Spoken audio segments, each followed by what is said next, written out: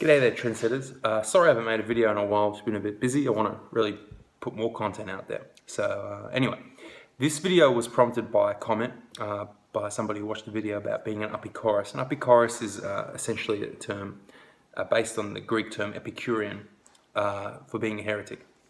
Now, there's a lot of precursors about what does that really mean, but I don't want to talk about that. What I want to talk about today is being a heretic for God, being an apikoros for Shemayim, actually being a righteous apikoros, a righteous heretic.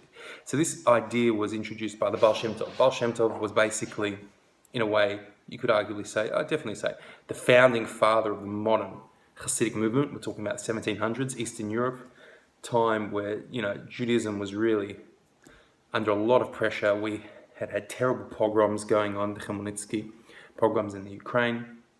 A lot of bad things going on in Judaism, a lot of rifts in Judaism between the learned and the unlearned, and it was quite revolutionary what came about. So anyway, one of the revolutionary ideas that the Baal Shem Tov introduced was being an apikoros for Shemayim.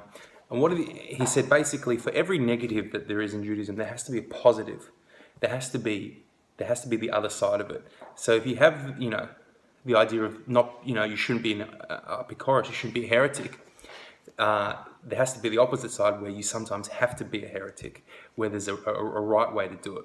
And that right way to do it is when you see that there's suffering in the world, when you see that there's bad things going on, you actually have an obligation to question God, to be an apikoros for Shemayim. I remember sitting down with a big Rav over here, old timer over here, and I said, is that true? Is that true that sometimes when you see somebody suffering, when you see somebody going through a hard time, that you can question God and be an apikoros, be a heretic for Shemayim? He said, not can, must.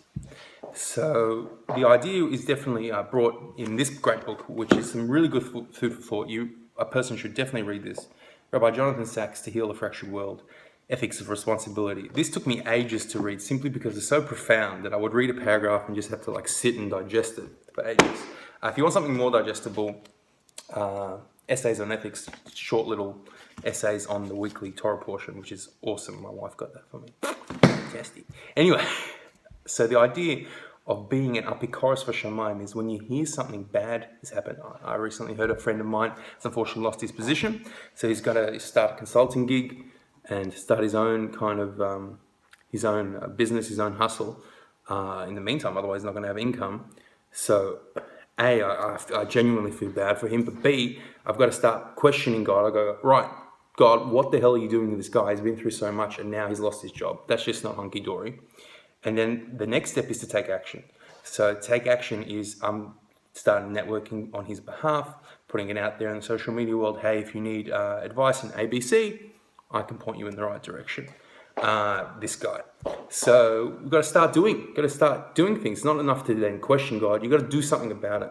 So if you see somebody suffering, they're in financial straits, well, get out your wallet, get out your checkbook, get out your credit card. If you see somebody who's hungry, cook them a meal. If you see somebody who's lonely, go and be with them. If you see somebody who's looking for a match and they can't have a match, it's difficult for them, question God and then go and help them get a match. This is the obligation that is on every Jew. Karl Marx, this is discussed by Rabbi Sacks and by the supposed atheist movement. Karl Marx says religion is the opiate of the masses. It desensitizes them. The opposite is true. Religion sensitizes the masses, because somebody else's suffering becomes my obligation. Somebody else's pain becomes my path that I have to follow to try and help and heal them.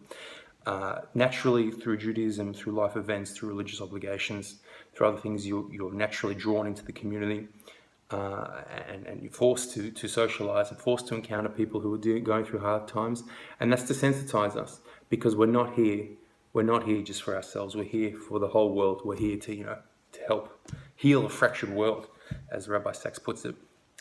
And that's our obligation. We see this obligation of questioning God's authority, of being an apikoros for Shemayim, by Abraham himself, discussed in Rabbi Sacks' book, when it came to Sodom.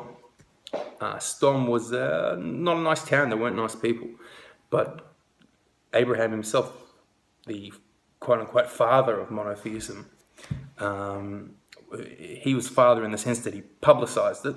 He like had a Twitter account and whatever. He questioned God. He said these words: "Shofet kol haaretz lo yaseh mishpat." Will the judge of the whole land the whole world not do justice? And there he was talking about really nasty pricks getting what most people would say was they just deserved.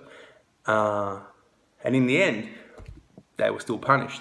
Nonetheless, we have that principle that if you've got to advocate for real pricks, how much more so do we have to advocate for people who are nice people, who are in our community, who are friends, our family, who are going through a hard time? We've got to do whatever we can to help alleviate the suffering. This is the idea of being an apikoros v'shamayim. Question God.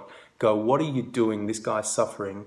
Look, I'm going to come and help. I'm going to go do some creative work and rectify it. This is our obligation in the world. This is the idea of tikkun olam. Tikkun olam is not something lo b'shamayim. It's not in shamayim. It's about nitty gritty, about blood, sweat, and tears, getting involved. So guys, get involved. Be an apikoros v'shamayim, and let's all try and make the world a better place. Bye.